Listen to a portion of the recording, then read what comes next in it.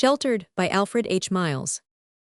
It was a cloudy, dismal day, and I was all alone, for early in the morning John Earl and Nathan Stone came riding up the lane to say, I saw they both looked pale, that Anderson the murderer had broken out of jail. They only stopped a minute, to tell my man that he must go to the Four Corners, where all the folks would be. They were going to hunt the country, for he only had been gone an hour or so when they missed him, that morning just at dawn. John never finished his breakfast. He saddled the old white mare. She seemed to know there was trouble, and galloped as free and fair, and even a gait as she ever struck when she was a 5-year-old, the knowingest beast we ever had, and worth her weight in gold. He turned in the saddle and called to me. I watched him from the door. I shan't be home to dinner, says he, but I'll be back by 4. I'd fasten the doors if I was you, and keep at home today. And a little chill came over me as I watched him ride away. I went in and washed the dishes. I was sort of scary too. We had arranged to go away that day. I hadn't much to do, though I always had some sewing work, and I got it and sat down, but the old clock tick-tacked loud at me, and I put away the gown.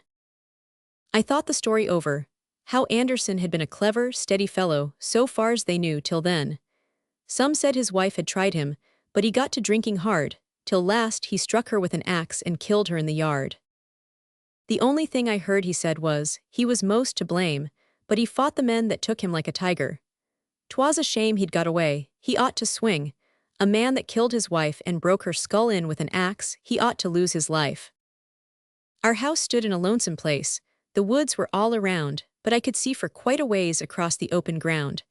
I couldn't help, for the life o' me, a-looking now and then all along the edge o' the growth, and listening for the men. I thought they would find Anderson. He couldn't run till night, for the farms were near together, and there must be a sight of men out hunting for him. But when the clock struck 3, a neighbor's boy came up with word that John had sent to me. He would be home by 5 o'clock. They'd scour the woods till dark. Some of the men would be off all night, but he and Andrew Clark would keep watch round his house in hours. I should not stay alone.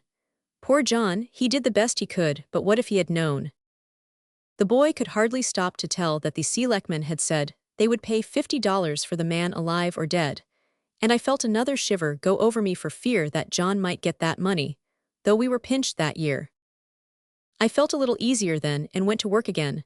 The sky was getting cloudier, 'twas coming on to rain. Before I knew, the clock struck 6 and John had not come back. The rain began to spatter down and all the sky was black. I thought and thought, what shall I do if I'm alone all night? I wa'n't so brave as I am now. I lit another light and I stirred round and got supper, but I ate it all alone. The wind was blowing more and more. I hate to hear it moan. I was cutting rags to braid a rug. I sat there by the fire. I wished I'd kept the dog at home. The gale was rising higher. Oh, own I had hard thoughts o' John. I said he had no right to leave his wife in that lonesome place alone that dreadful night. And then I thought of the murderer, afraid of God and man. I seemed to follow him all the time, whether he hid or ran. I saw him crawl on his hands and knees through the icy mud in the rain, and I wondered if he didn't wish he was back in his home again. I fell asleep for an hour or two, and then I woke with a start. A feeling come across me that took and stopped my heart. I was afraid to look behind me. Then I felt my heart begin, and I saw right at the windowpane 2 eyes a-looking in. I couldn't look away from them, the face was white as clay. Those eyes, they make me shudder when I think of them today. I knew right off 'twas Anderson. I couldn't move nor speak. I thought I'd slip down on the floor, I felt so light and weak. Oh Lord, I thought, what shall I do? Some words begun to come like someone whispered to me. I sat there still and dumb.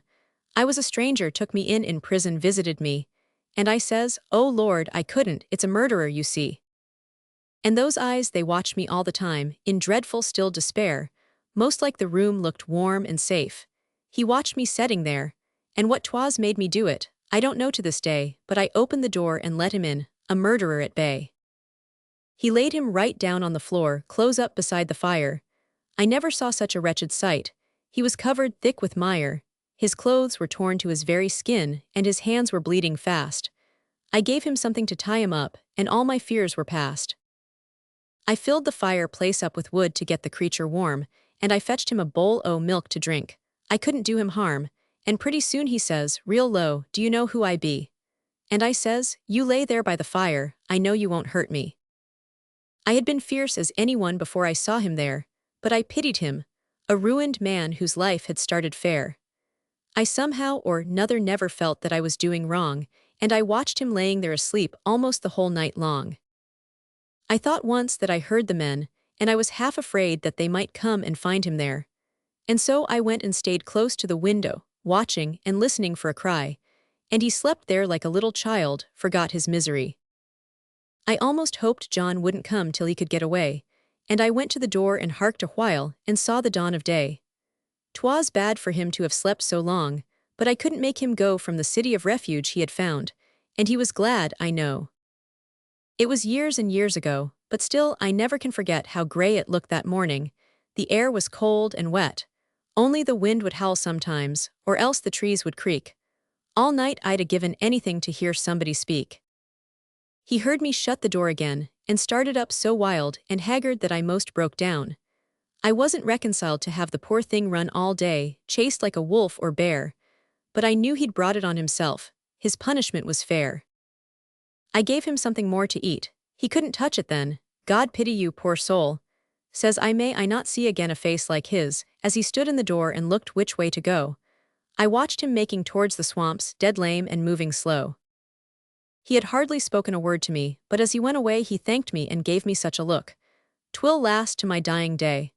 May God have mercy on me as you have had," says he, and I choked and couldn't say a word, and he limped away from me. John came home bright and early.